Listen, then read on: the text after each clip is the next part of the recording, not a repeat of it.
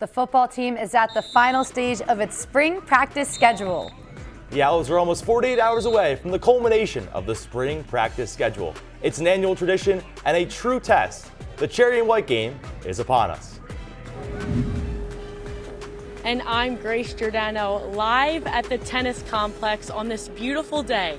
Throughout the show, I will be giving you updates on the men's and women's tennis senior day. And I'm Xavier Johnson, live at the Temple Sports Complex. And also later in the show, I'll be talking with the women's track team about the adjustments these runners make transitioning from the indoor to outdoor season. And back at the studio set, I'm Nia Aline. My team, the Temple Women's Club Soccer, is heading to the national stage. Later in the show, I'll tell you how we got there and what's next for all of us. OwlSports Update is live, and it starts right now.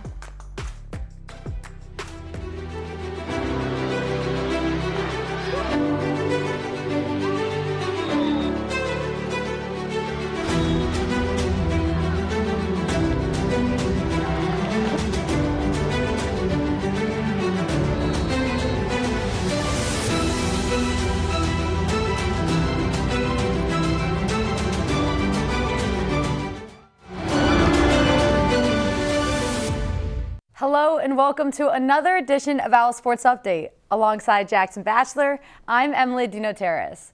It's a busy first week of April with the Cross getting its first American win, and we will dip into two Temple Club teams searching for national titles. But first, some football. Thursday marks the final practice before the cherry and white scrimmage on Saturday. That will act as a measuring stick for the Owls' spring offseason has gone.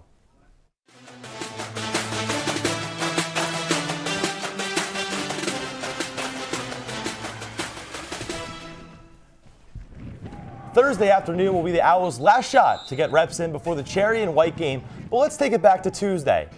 Sam Brown continues to be a factor for this Owls offense. According to OwlSports.com, Brown has been a threat not just in the running game, but also as a pass catcher. As for the defensive side of the ball, it's been the big guys up front who have been solid.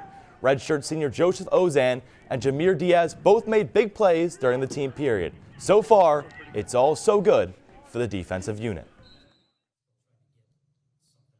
Yeah, every day is like getting better at something, right? So, you have to stay within yourself and understand the pulse of your group. And, like today we started working on some triple option stuff. So that was more of a slower day and footwork and expectations and what to anticipate, and, within the job description of our, calls. It's like the first day, so it's like the baby coming out. So it's got to just slow it down. But going to the spring football game, man, let those guys have fun. We want to finish what we started. It'll be practice 15, and we've had a great start. We're in the middle of this thing, but it's all about finishing what we started.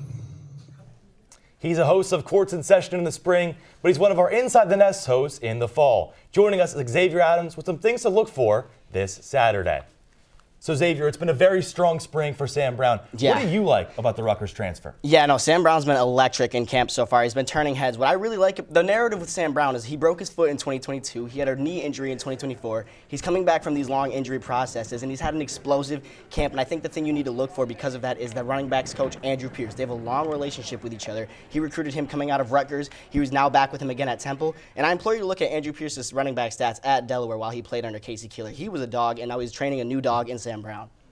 So let's take a look at the defensive front. They've been impressive so far this spring ball season with guys like Sekru Magon and Alan Hagon from that unit. Are you excited to see play on Saturday? Yeah, no, this is a unit we've seen a lot of new and transfer guys coming in, but a good returner that I think we need to keep our eye on is a guy named Cameron Jones. He's a 6'5", 250-pound defensive lineman. He's a redshirt sophomore, and the defensive line coach, Cedric Calhoun, has only had good things to say about him. Another guy I think we really should look for is Jameer Diaz. We've been mentioning him a little bit throughout the season now, but he followed Keeler coming over from Sam Houston. He's a 6'1", 245-pound edge. He's had an elite spring ball camp, and he's coming in with a good group of transfer guys. You have a guy coming in from Rochester. You have a guy coming in from Texas. You have a lot of different transfer guys coming into this defensive line to really beef that up. Well, Xavier, thank you for your insight. Strong stuff, as always. With Courts in Session all but over, our wonderful crew will be covering the cherry and white game on Saturday. And we'll also be on the air on Tuesday to talk about it. At the studio set is OwlSports Update's Haley Smith to give us a sneak peek on our Tuesday spring football show.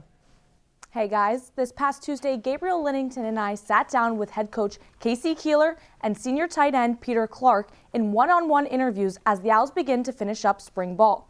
The interviews touched on a wide range of topics. For Coach Keeler, one focus was about the fall and expectations. It's not just about 6 wins and bowl eligibility.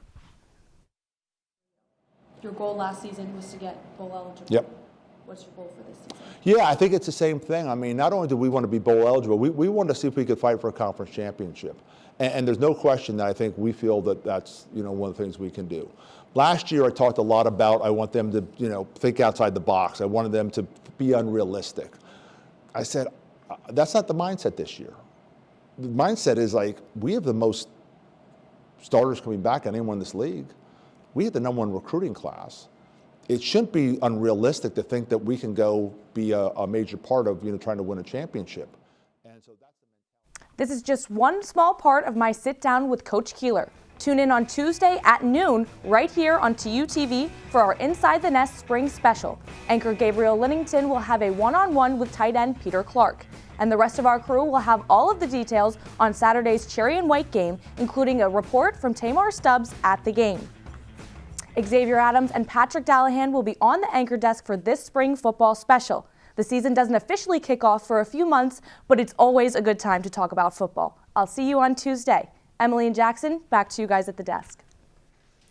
We're up against our first break of the show, but don't go anywhere. We'll talk about the track team, which, unlike most other spring sports, is just now getting into the swing of its spring season. Also, it took a few weeks longer than they had hoped, but Temple Lacrosse got themselves their first conference win. We're back in 90 seconds.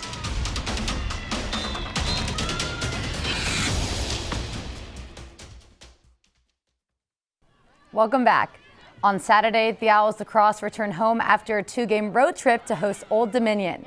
Early on, Temple trailed 2-1 until Lexi Culp weaves through defenders and evens the score at 2 apiece. She scored 4 goals in this one. Later on in the first, Brooke Massey gets possession. She can't finish, but she grabs her own miss and puts it back to break the tie, 3-2 Owls. In the second quarter, Sabrina Martin scores her first goal to give the Owls a 3-goal advantage. The Owls dominated the second half. Sabrina Martin's scores puts the Owls up 12-5, and the Owls cruise in this one 17-7. Saturday's performance from the Owls was the best they played against a conference opponent this season, and arguably one of the best games they've played all year. The only issue is it too little too late for a team trying to make a run at the postseason? The losing streak is over. It took much longer than they had hoped. On Saturday, the Owls entered the win column in conference play in a game that they desperately needed. And they did so in a dominant way. It's nothing short of just an amazing feeling. This feeling came thanks to a 17-7 victory over Old Dominion at Howard Field. The Owls lost their first 3 conference matchups, but this win against the Monarchs keeps them alive in the postseason push. Everyone knows how much this matters. We know what we're chasing our conference tournament right now. So to get this notch today was really, really important. The score was tied after the first period, but the Owls outscored Old Dominion 14-4 after the rest of the way. Grad student attacker Amelia Wright scored 4 times, all in the second half. We're having fun out there, and I think that helps keep us loose and helps keep us connected very well. Also netting 4 goals was senior attack Lexi Culp. She leads the team in points with 48. Overall, 9 different members scored a Temple goal on Saturday. Their 17 goals is the most the Owls have scored in conference play and the second most scored all season. The Owls still have plenty of work to do in the American Conference. The Owls looking to get back as a top 4 seed and make the conference championships in Norfolk. That'll be the first time they've done so since 2024. There are 2 conference games left, including Senior Day on Saturday versus Vanderbilt. Control the controllables, and that's what we always do. Our coaches do a great job of installing that into us. Despite the conference record, Temple has already doubled its overall win total from a season ago, but they'll need at least 2 more to play in the postseason. Looking at the current standings, USF and Vanderbilt are tied for the top spot in the American. JMU, which is Temple's most recent loss, is in the 3rd spot. Then it gets punched for the last playoff spot. Temple a half game behind Charlotte, and ECU with 2 games to go. Temple has 3 games to go, but those 2 conference games are the ones to keep an eye on. The Owls take on Vanderbilt at home this Saturday at noon. This is really a must-win. And then they head down to North Carolina against Charlotte. Postseason or not, Temple wraps up its regular season against Drexel. Let's bring our focus to college hoops. The season is over and the portal is open. Joining us at the desk is Courts in Session host Pat Dallahan to keep us updated on the Owls' current situation. So, Pat, obviously some huge news came out this week. Aiden Tobiason, Babatunde Dorodola, and Spencer Mahoney all entered the transfer portal. Yeah, it's not a surprise that all 3 of them entered, right? Aiden Tobiason would leave a lot of money on the table should he stay at Temple, and Baba Dorodola and Spencer Mahoney both didn't have the years that they wanted to nor expected to, right? If they transfer out into another program, they think that they can have a bigger role where the shots, are a lot more consistent. For Baba, a starting role, playing 25, 30 minutes a game, and Spencer Mahoney, the concern for him at this point is just getting in the game whatsoever. So it's not that surprising, but it will affect the staff. So, Pat, already a lot of transfers on the men's and women's side. Right. In the coming weeks, do you expect more and more to keep coming in? Well, yeah, we're only 72 hours in the transfer portal being open, or I should say not even 72 hours from that opening point.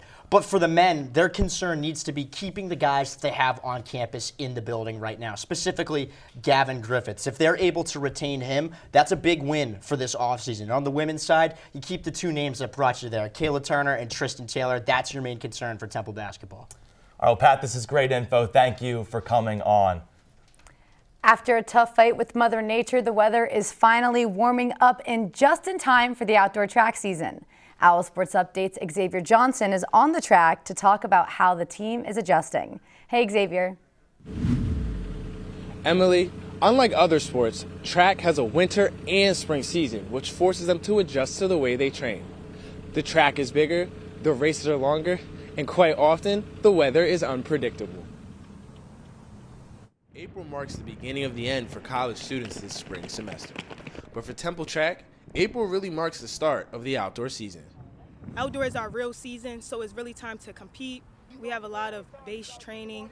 So transitioning to outdoor, I just have to keep that in mind and just perform. The move from indoor to outdoor season is much more than just a location change. It also impacts how the Owls practice ahead of the spring season. It's 10 hurdles, so after the 8th hurdle, realistically, you get tired, your legs get heavy, but you don't stop before the line. There's a lot of differences that come with transitioning outdoors. So there's wind and rain and just like different types of like weather conditions, which really impact kind of what you do with vaulting. Okay. As the transition from indoor to outdoor brings new rules and temperature changes, so does the level of intensity these athletes carry with them to practice. The indoor track is only half of an outdoor track where I have to know that I have to attack every step of the way. As practice and meets move outside, the Owls are prepared to show off their winter work under the biggest stages that include the Penn Relays, the Larry Ellis Invitational, and the American Conference Championship. Unfortunately, we don't have a home meet, so for us to travel and see different schools is something that I really look forward to. I've been to Penn Relays multiple times as a high school athlete, so when I get to run as a collegiate athlete, I get to see my high school team, which is very exciting for me. Some of the biggest outdoor meets are coming up, starting with the Penn Relays at the end of April, and it continues into May with the conference finals and the NCAA regionals. Reporting from the Temple Sports Complex, I'm Xavier Johnson. Thanks, Xavier. Time for a break. Up next, women's soccer is heading down south for the national championship, and our own Nia Aline now only has the details, but she'll also be playing in the game. Plus, we'll check out twin brothers who are upperclassmen on the men's golf team. Live at the tennis complex. Later in the show, I will be obviously going through this big senior day. We have a big matchup against Fairleigh Dickinson. OwlSports Updates will be back in 90.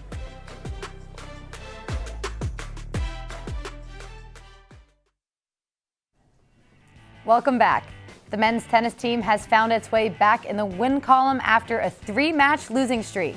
Temple hosted the Bison at home on Monday, where the Owls took a 5-2 victory. Temple won 2 doubles matches and 4 singles matches. And on Wednesday, Temple did the same against LIU in a 5-2 win. It's an important day at the tennis complex again this afternoon. Right now, it's senior day. OwlSports Update's Grace Giordano joins us. Hi, Grace. Hey, Emily. Yes, it is a all-around beautiful day. We're giving out hot dogs. There was music bumping earlier. A lot of friends and family showed up for the players. I have the women playing right behind me who honored 2 of their seniors, and the men right down the court who honored 4 of their seniors, so 6 altogether with a beautiful ceremony. Today, there's a huge match against Fairleigh Dickinson. The women last season beat them with a 4-0 win, and the men are obviously coming off a super, super hot streak. So hoping for big wins today and moving on to the AAC championships later in the month. So all around a great day, and we're having a great time here. I'll see you guys later, and back to you, Em. Thanks, Grace. Thursday might be the start of the Masters, but we'll keep our focus on the greens here in Philadelphia. The men's golf team has a pair of twin brothers who are in season number 3 for the Owls. OwlSports Update's Jake Holzhauer gives us a story that is twice as nice.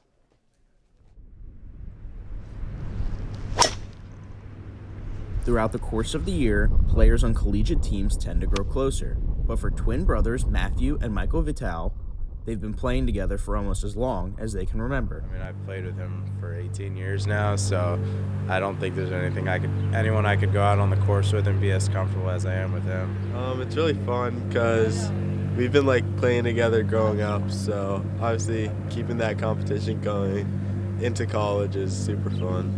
Matthew and Michael are juniors from Bethlehem. The twins often find themselves competing with each other, a family rivalry that is second to none from their perspective. Basically every time we're out here, we're competing against each other, just trying to push each other to be better. Yeah, we definitely like to have fun on the course, and trash talk is a part of that. So I think it helps us sort of compete more, and it definitely makes our matches more serious. Their brotherly bond is much more than just competing against one another. The competition comes when they're up against each other, but more often now, they're playing on the same team. I know Michael works incredibly hard on his game. Matt's incredibly talented.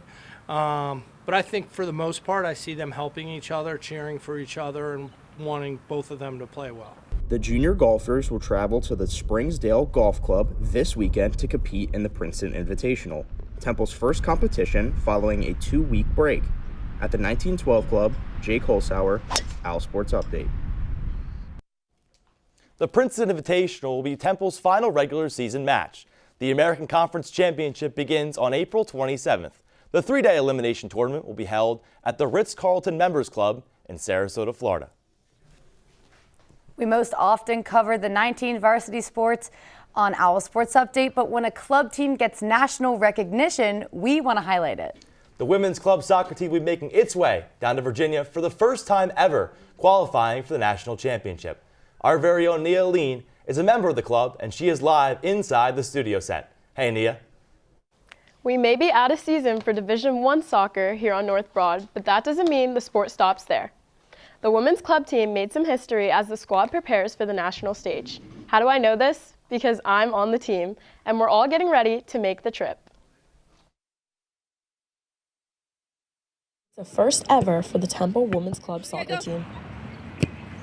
The Owls have qualified for nationals. We've gotten closer off the field, and that's definitely translated on the field because we're undefeated in the spring season. And we always bond with each other. I think a close connection as a whole is what brings us close on the field as well. Our results speak for themselves. 6 games and 6 wins.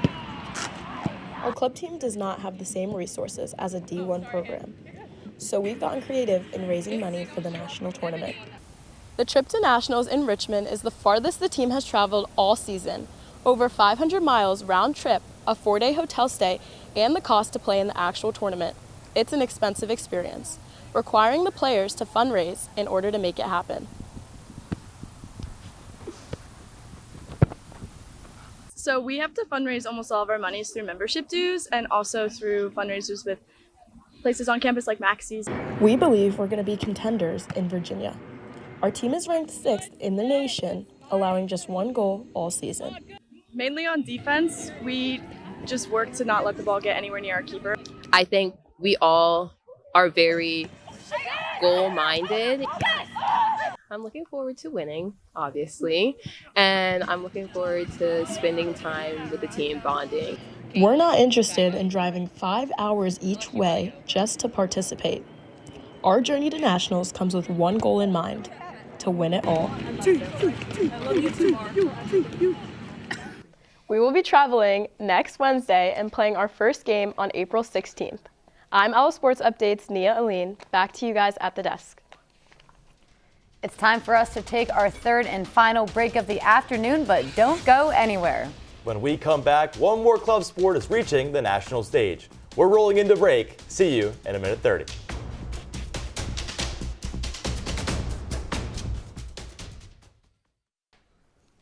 Welcome back to Owl Sports Update. The Roller Hockey Club at Temple lost more than 10 games last season, but 2026 has been an entirely different story. The Owls have lost just 1 matchup, and now they're getting ready to compete against the best in the country. Owl Sports Update's Chelsea Luby has the full story. It's been a while, but for Temple's roller hockey team, it's never too late to roll into nationals. Temple is 15-1 this season, with its only loss coming in the regional finals. This has been one of the best Temple roller hockey seasons we've had recently, so yeah, absolutely. Winning 15 of the 16 games they've played this season, the single game that sticks in their minds is the 1 loss coming in the regional finals against Hofstra University, 4-3. It sucked. It sucked a lot, actually. It hurt. We should beat that team. We beat them a few times overall in the season, and then they bested us that game. It just didn't go our way. You know, we'll see them in nationals, I guess. The way these Owls come together as a team makes for a promising performance at nationals. We had a great season, great points on the board. We played great defense. We were a little sloppy tonight and at previous practices, but we're really working on stuff and working to get better, and we've been watching film and stuff and working out, so we're really trying to bounce back. Nationals start next week when the team flies to Missouri. The Owls will play in a 10-team tournament, and they must win 3 games to take the title. And who knows, maybe one of those bounce-back games will come against Hofstra. At the Marple Sports Arena in Broomall, I'm Chelsea Luby for OwlSports Update. Time to take a look at what we've got going on this weekend. Women's tennis is the lone sport on Friday. The Owls face Drexel for a morning matchup. But on Saturday, there is plenty of action. Men's crew is at the Connect Cup, men's golf will be at the Princeton Invitational, and women's track is split up between the Bison Classic and the South Florida Invite. Women's rowing also begins day 1 of the Connect Cup Regatta, and Lax hosts Vandy. On Sunday, women's rowing and men's crew wrap up their respective Connect events, and golf wraps up in Princeton. That will do it for this edition of Owl Sports Update. Tune in on Tuesday for an Inside the Nest special where Pat Dallahan and Xavier Adams will recap the Cherry and White game. Also, be sure to tune in next Thursday to see Gabriel Linnington and Kayla Levine on the desk for one last time at noon here on TUTV. And as always, check out our sports brief airing on Monday at noon on X. She is Emily Dina Terrace. I'm Jackson Batchelor. Have a great day and go Owls.